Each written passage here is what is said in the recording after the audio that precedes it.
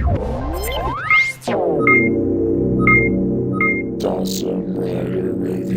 YouTube, Dawson Rider here with a review of Tenkai Knights, Tenkai Titan Lydendor. So after that first test Brave & Wolf review, I got a decent enough response of people wanting me to do a couple more Tenkai Knights reviews, so I decided to go ahead and do that. And I got a couple people in particular that wanted to see this guy, and I was planning on picking him up anyway, because honestly I really love his design. But anyway, let's go ahead and jump right into it. Just taking a quick look at the box. Nothing that special. You have a pretty cool picture of Lydendor right there. It shows how the whole, brick to robot system works. Shows the weapon that he comes with. Just sort of logos and more information on the top. Pretty much more information about how the robot transforms on the side. Same deal here. And then on the back, it just shows another picture of him with how it works, and it advertises the other ones in the line. So that is pretty much it. So this guy, it's pretty much standard what we already did. He is a brick when he starts off, and he's obviously going to be transforming into a robot. I'm actually just going to pan the camera down a little bit, sorry about that. And then we're going to put armor on him, and actually it works very, very similar to Brave & Wolf, so this should be very easy. So yeah, when you get it, it's just a yellow brick. It's not completely covered in all these little peg holes and completely inconspicuous, but still, it's a brick when you start, and it's going to transform into a robot, which I think is really, really cool. So it's the exact same mold as Brave & Wolf, or Tenkai Titan Brave & Wolf rather, not just regular Brave & Wolf, otherwise it would be a little brick. So it's the same exact transformation, so you pull these up here, separate these pieces, and then fold these down, they're going to become the legs, and fold this back to create more of a shoe effect, I guess, and then sort of pull these pieces out here, and you're going to want to maneuver them around because they're going to be the arms. You kind of have to shift them around a bit. And then we're going to sort of be bending the guy down a little bit so that his head pops out like that. There we go. And I'm just going to shift the arms a little bit. For some reason his are really difficult, and I find it easier sometimes just to pop out the little pegs here and twist them out myself, because his joints are really tight on his arms for some reason. And then obviously you saw the head come out, and there you have the little robot when it's all naked in its block form. Once again, I think this concept is really, really cool. It makes like my inner 7-year-old go crazy. I was like, oh my god, they're Lego bricks to become robots, even though they're not Legos. But still, very, very cool concept. Very simple and easy to transform back and forth. For articulation, obviously you saw you got a ball joint there. You can get some back and forth movement, some pretty solid range of motion actually. And then you have this little sort of wrap around here, which gives you a pretty solid little elbow joint to move around with. You got another ball joint on his leg for some pretty solid movement. You got this sort of little, it's like a clamp here that gives you some knee articulation, and I'm happy that this one actually doesn't have any loose problems. On Brave & Wolf I had a problem with this actually popping off frequently. His head has no articulation, you can't really move his waist, but he's got articulation pretty much at the hands and arms, which gives you an okay range of movement. It's going to be a bit hindered once you get armor on him, but still pretty solid. Okay, so let's get the armor on him. We're going to go ahead and start from pretty much the bottom up like we did with Brave & Wolf. So take these pieces here, and they're going to go on his knees. I start with the knees first instead of the feet, because it's easier to get the knee pieces on if you don't have the feet on. So then the feet pieces go right here like this. They're just two little pegs, and they slide on the right here. There we go. I think that one actually went on funny. I'm gonna have to fix it.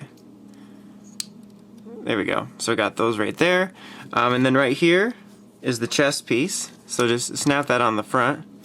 And then this is like the secondary chest piece. It's got a little design on it. And you snap that there. Now these pieces here are shoulder pieces, so you just place them on here. Just give it a second. There we go. Same deal over here. Shoulder piece. Oops. Dang it. There we go. Kept on doing itself. Okay, so now, let's see, I'm trying to think what I want to do next. Let's do the back wing piece, because that's sort of the most involved in a lot of ways. It's pretty easy, actually.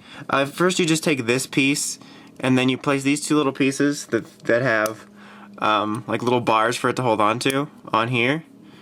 And then take this piece, it's got a double-sided one, and place it here. And then place the one that doesn't have that, like this. So now you're sort of making a row of 4.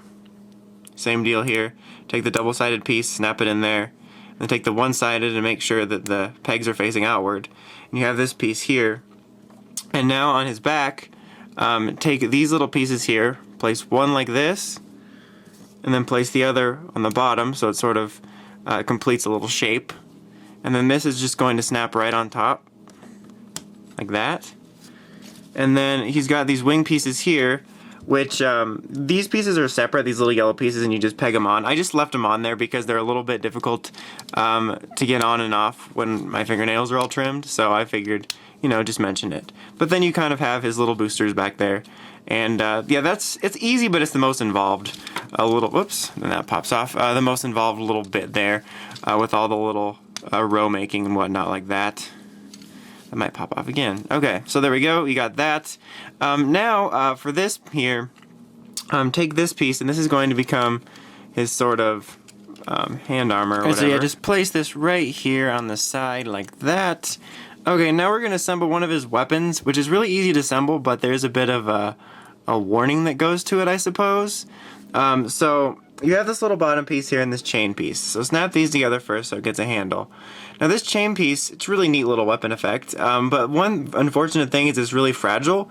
And when I was, you know, transforming this guy back and forth so I knew sort of what I was doing for this, the chain piece actually snapped to where it's supposed to attach to its next part, which is really annoying.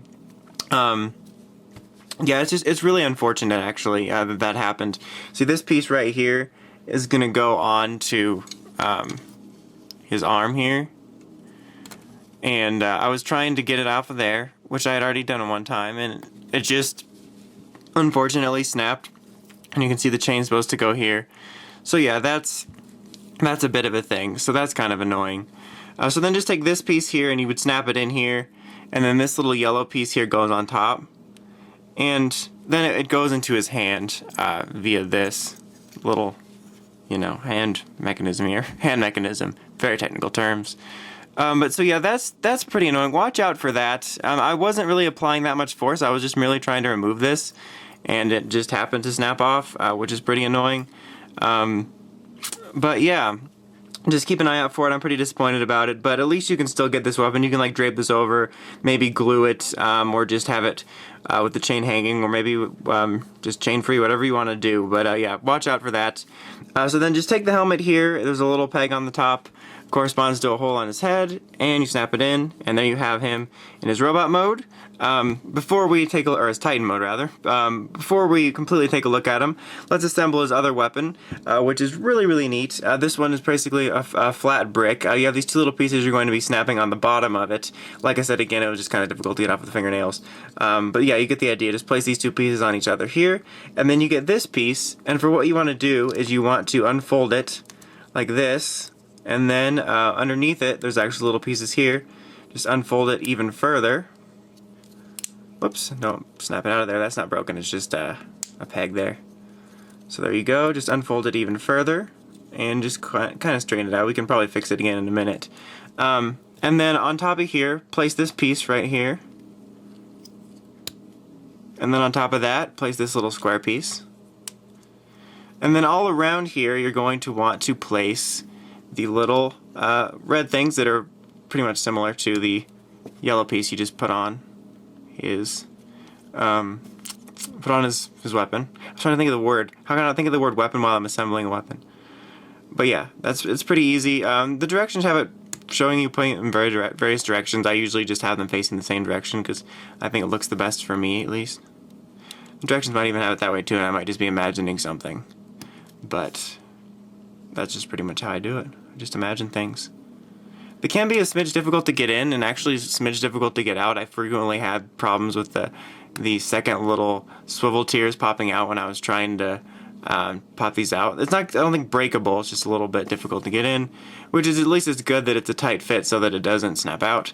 So then there you have his weapon. It's very spinny. It's actually really neat. I think it's pretty awesome.